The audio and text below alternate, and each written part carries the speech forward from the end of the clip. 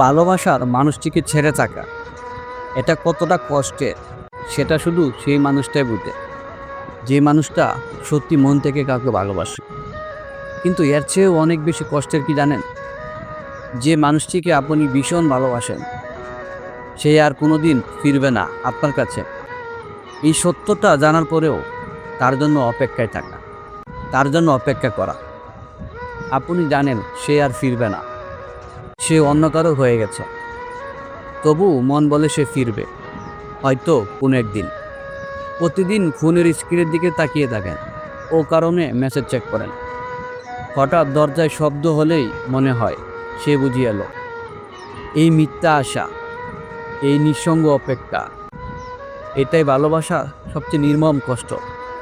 ভালোবাসা কখনো সহজ ছিল না, আর প্রিয় মানুষকে বলে যাওয়াটা তো আরও কঠিন।